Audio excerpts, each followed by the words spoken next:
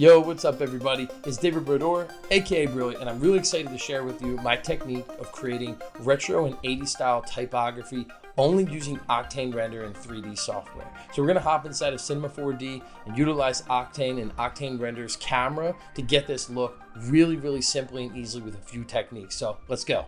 All right, so we're gonna jump into a scene that I had previously started. We can just kind of take a quick look at the render and where that was at. I'm gonna break it down and we're gonna rebuild a lot of this together, and that way we can save time. It's not a really crazy hard technique, but I'm gonna walk you through the technique that's a little bit more difficult, and you can kind of play around with your own lighting and particular style. But let me just show you a couple things real quick. To get this background, I really just quickly made this inside of Photoshop and kind of give it a little bit more digital of a look. You know, if you actually zoom in here and take a look, you'll see that there's like visible lines, and I kind of just digitized a nebulous outer space sky just a little bit here, and so you can kind of play with this and kind of make it your own. You can see that even the stars are kind of just more circular dots with these lens flares. So you know, when you're going for that kind of retro or 80s style, you can kind of play and experiment a little bit more with what you're doing because you're going for a more stylized look and approach. So let's start off, and the first thing we're going to want to do is import a logo or some typography.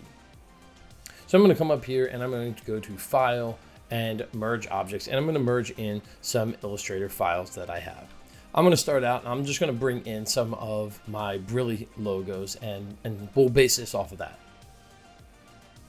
Now that we've got the logo imported, this is where we want to give it some actual depth. So let's just put this into like an extrude NURBS or something like that. Now, how much depth you want? Well, you know, that's really going to determine and, you know, what style you're looking for.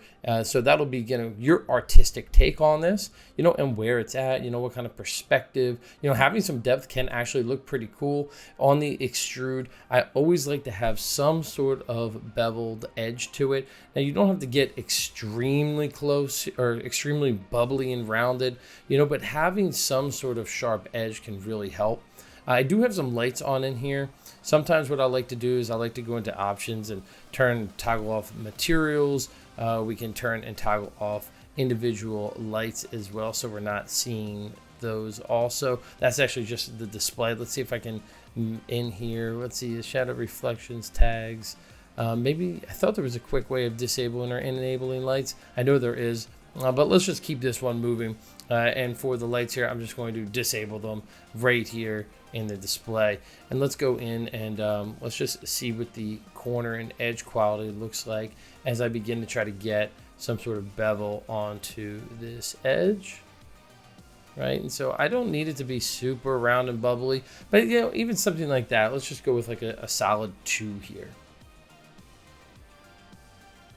Now for the material on this, I really love to use the Octane Live Viewer. And if we go to the Live Viewer database here, so let's just open that up and go into Materials, Open Live Database. Now, once you open up that live database, you know, make sure you do save your scene. You don't want it to crash at this point, so keep that saved. I love using these aluminums. Let's just download one. I noticed that lots of them have very close similarities, so it doesn't really matter because it all is going to depend on your lighting, and we can always change these, and maybe we will. So just select one and hit download. Now let's apply that material to our extrude, and I'm going to hop back into one of our cameras here. And just to catch you up really quick on the lighting I'm doing, as you can see, I do have a handful of lights. We're going to go through these and where I place them to add a little bit more color into our scene and things like that. But one of the main things that's really helping is I'm using this Grayscale Gorilla HDRI, and the one that I'm using is in the European Holiday Collection, and it's right here, this Sunset Over Rocks. I really like that it gave this kind of horizon line, this very obvious horizon line that would probably be seen in reflections, and a separation between what's below the horizon line and what's above the horizon line with these really nice soft gradients. You know, I thought that was going to reflect and kind of give this really solid 80s feel. But I use HDRIs and the Grayscale Gorilla ones in almost every single render that I do, but I always accompany them with lots and lots of lights as well. Maybe not lots and lights, but more lights, additional lights, little fill lights, stuff like that. And that's, I think, how you can get the most out of HDRIs is by, creative touches with additional lights. So we'll go through those in a moment here also.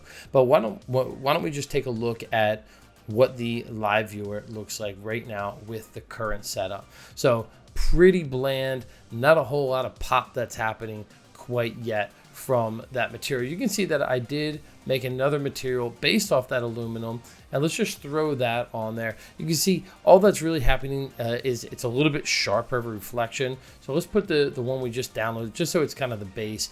And in the specular, you could start messing a little bit with what is in here right now with this fall off map. You can also just kind of clear this out. You can kind of give it, whatever kind of gray you want, right? You can see right now, just with the difference that makes here, the tonal of that gray, the roughness. Again, you can work off this kind of gradient, and this is kind of interesting because they're using this grayscale image here. But, for something this basic, we might be able to get away with something just a little bit more flat. We don't need all that textural surface in there for this 80s stylized look. So just clear that out and put 0.05 kind of percent roughness in there. But again, at any point you can go back into the specular and mess a little bit with that as well. And then we can go into the diffuse and begin to mess with the diffuse of that also. Okay, so it's starting to get somewhere here. So let's just close out of that material. What I did also in my previous animations for this that we take a look at is I would put a light right in the middle because I want to separate the top from the bottom and give some nice gradation here. So if I turn on some of these previous ones, you kind of notice and take a look. See how it's got this really nice metallic look? Well, that's because I actually have a little area light pretty up close next to this typography. We might have to add a little bit more bevel to our extrude as well. So I'm going to come in here and maybe say 4. Just get a little bit more rounding onto that, maybe even more. Let's almost double this, maybe a little over 10. We'll kind of come back in here and take a look. But this kind of metallic look is really what I'm going for. So what we're going to do is I'm going to take that light that's unlocked and I'm just going to bring it out here. I guess I could just start with a new light. Let's do that. I don't need to save the steps here. I want you to get the most out of some of the stuff that I think was a little bit more tricky to dial in. So let me just move this off to the side. Let me turn that locked off here. But you can see the minute that light's off, look how dull locked looks, right? There's not a whole lot of interest to that anymore either. And so the light has so much to do with this next part of it. So I'm going to just hide the materials here as well. And let's go over to this area light. And we want to move it back because it is intersecting. And let's expand this out widthwise. And then what's also like, we don't want to see this in the camera here. I'm going to hide the visibility again of locks. We don't need to see that. We're just dialing in my Brilly logo right now. And power is going to be something we're going to want to mess with a little bit. We don't want it to go so far off to this above and below. Just kind of something that's directly in the middle here. And let's go into our light and say visibility, no camera visibility here. And I don't need any shadow visibility on that light either. But in this light, one thing I like to do, especially kind of since this is like a little sci-fi 80s-ish where it's kind of floating in this nebulous space. Let's add a texture in here, Cinema 4D Octane texture. We're going to just add a basic RGB spectrum. So let's add an RGB spectrum right in. I'm going to turn this from white and we're going to add a bluish tint to it. Maybe something along those lines. And then here is our Octane light. Let's see if we can get a little bit closer. We want to punch up a little bit more of the reflection here as well. Let's see what we've got. So our intensity, let's increase it. Let's maybe bring this to something like 50. And I might have to adjust the height of the light because I kind of want this to be split inside the middle here.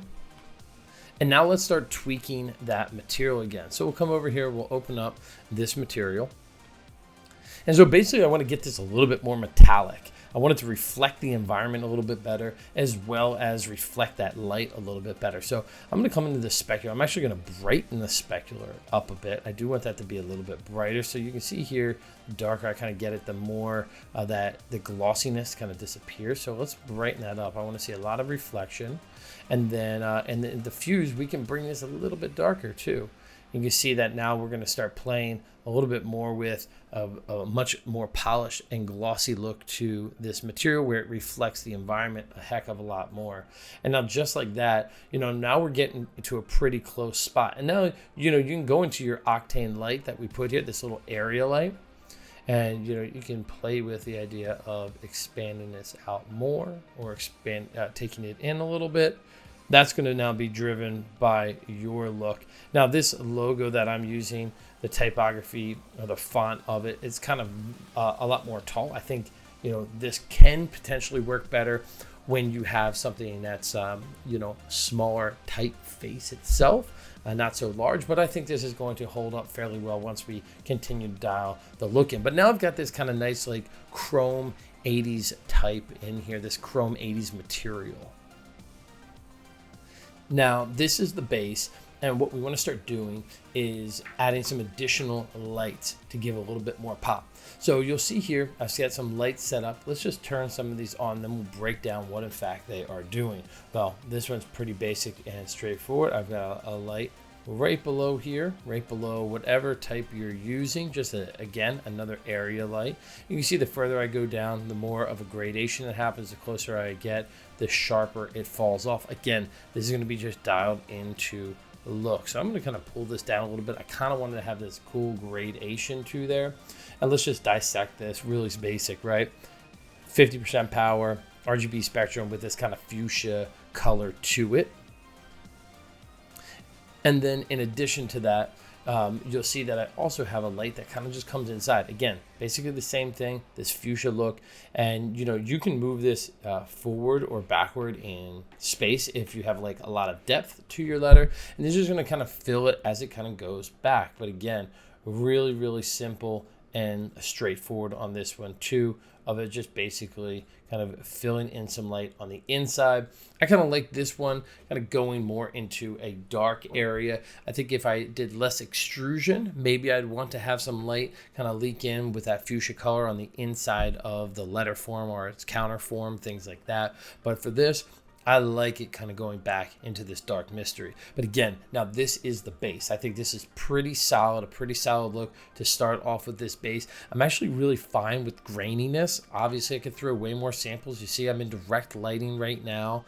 Let's take just a quick look. 300 samples, direct lighting with all this. I'm totally fine with the graininess because that's going to add to the look, that kind of retro 80s vintage style typography here. And I think that's going to help improve the overall look. Now, the fun part is going to come up next. So let's save this scene out and then reopen it with a different name. And we're going to use this as kind of the base. And now we're going to do this cool light sweep and lens flare action all with Octane again. All right, so now here we go back into our scene, but now this is the same exact scene as we had before. All I did was delete the extrude here, and now we just have that spline path. And the spline path is going to be what we're going to base the entire light sweep from. All right, so now we go right back into this scene, but as you can see, this scene has got a little bit of difference to it, but all I did was remove all the lights, all the additional objects, and remove the extrusion from the logo or letters or whatever you're making, the font. And with this now, what we're going to do is we just want that spline path. We just want that outline. Now, if you have something that's done procedurally or parametric, I'll just give you an example with a cube here, but if this would work with any kind of live type and stuff like that as well. Know that you can always make this editable by hitting C on the keyboard, and then you can just go to mesh and let's actually go to edge, select all the edges, Command or Control A, then go to mesh and say edge to spline. And then just like that, you'll be able to get the spline edge, that path there instead. So, all right, cool. Let's go back to the logo though. So now that we have the logo, we're going to be able to do some pretty simple things. The first thing is we need to just make an outline of our spline so it actually renders. I'm going to right click and say Cinema 4D Octane tags, and we'll grab the Octane object tag. I'm going to use the Octane object tag and go to the hair tab and just check on render as hair. I'm just going to reduce this maybe to like 0.6. You know, this is all relative to what you want though. And then we're going to make some really basic materials for this. Now the key here is that there's no lights in the scene. That's the key, and there's no background, so just solid black, because we're going to add this as an overlay or a transfer mode in post, whether it's Nuke or After Effects or DaVinci or whatever you use to do your compositing. So let's just open up that live viewer again, and we'll go to materials, and I'm just going to create a really basic diffuse material here. And so with this diffuse material, and you'll see that I have a few other ones, you know, and all we're doing is just deselect diffuse and then go to emission, and in emission just say black body emission and check on surface brightness. Now again, the power of this you might want to adjust, but it all is relative to whatever it is that you're making. Cool. All right, now let's get that live viewer up and going. This is close to set up exactly how we want it. And now what we're going to do is we're going to add an environment tag, or an environment object rather. So texture environment here, add a texture environment. So it's a little Octane sky. We're going to change the color from white to just pure black and close that out. So now if we render this, what we should get is we get our, you know, logo. Now what we're really going to have fun with here is in the post processing. You can see all this fun is coming right from here. So playing around with the amount of glare, playing around with the glare amount, right? This is all going to be determined by you and that look that you're going for. You know, 2 looks pretty cool, 1 looks cool, you know, just having more of a directional streak, maybe increase that direction, maybe increase some of the bloom. Again, this is all now based on your own personal discretion. Something else I really like to do is add a little like glare blur, just something to soften it up a little bit. Spectral intensity, this is a cool one, right? Because without that, you're just going to have, you know, a pure white kind of glare and bloom. But if you increase that spectral intensity, you get some really cool colors. You can even keyframe the spectral shift throughout your animation, right? So you can have these really cool, vibrant, trippy colors as it goes through the timeline. But yeah, something like this is awesome. Okay, so now this is the technique I came up with. We're basically going to make a 3D mask here. So what I'm going to do is I'm going to grab a disk and add a disk into the scene. Now the goal with this is we are going to, you know, make this 90 degrees facing the camera, and let's just really scale this disk up. Another key thing is the disk has to be in front of your letter form, not by a lot, just a little, just enough.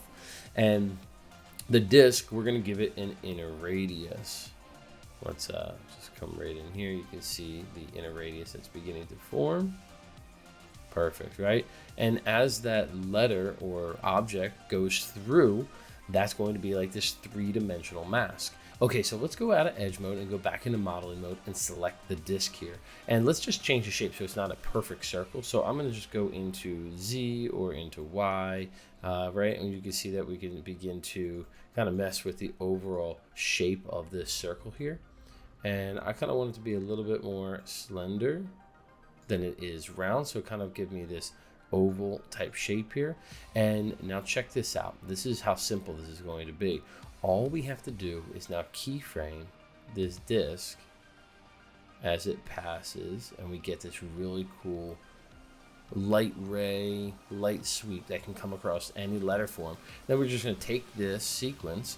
Let's just do a quick little keyframe. Keyframe on X. Let's go down to like 72. And I do want to see the live viewer here to see when it actually passes through a complete letter form. Yeah, something like that. Let's set another keyframe and let's just play this through, right? So as this passes through, you can reveal your type, and you've made kind of like this cool little 3D mask that still interacts with that Octane camera. So we get these awesome glow effects and streak. And this is now something that, like, we've now turned something that most people are just going to do or try to attempt to do in After Effects or something like that. And now you're just not even having to leave the 3D software that you're in, and you can just stay inside of Octane and do it. And I love the look of doing everything in camera more. Okay, so let's open up After Effects here and let's composite these together. I'm going to throw this up on the render network, and then we'll get some cool sequences and merge them both together. All right, here we are in After Effects now, and all we got to do now that we have our renders, I imported the beauty render that we built together, and now all we have to do is drop in the animation sequence of this super cool light streak. Let's increase my composition here, as it gave me 1 frame. I actually don't know the exact count. Here we go, just a couple seconds, and expand that down. Perfect. Now, as you can see, as we go over, there's the kind of combination, right, which is going to kind of reveal. And we can try some overlay modes. Let's do a simple screen or something like that, and let's just do a quick RAM preview. Right, a bit slow right now, but as always, we can definitely speed this up. So if I just come in here and right click and do a little, we can do time remapping, we can do a whole bunch of stuff. Let me stop this RAM preview, right click, time, enable time remapping. Let's just bring this down and RAM preview again. Right, and this is a super cool lens flare technique and light sweep technique that's all done in 3D, so you can have cool camera moves with it and all that kind of fun stuff. Really simple, but I love this technique I came up with because I love being able to just basically stay all inside of a 3D software and Octane, and the look in camera is, to me, always better than, you know, trying to add some light sweeps inside of a post thing, you know, such as After Effects or Nuke or wherever you might be doing your compositing. So the more I can do inside of 3D, I think, is the more integrated and overall quality look altogether. So that's it. I hope you can find this look really useful, accent on it, apply more, do more with it, you know, keyframe the rotation of the lens flares it's going. There's like so many super cool things that you can do, and that is it, everybody. Looking forward to hanging out with you again very soon.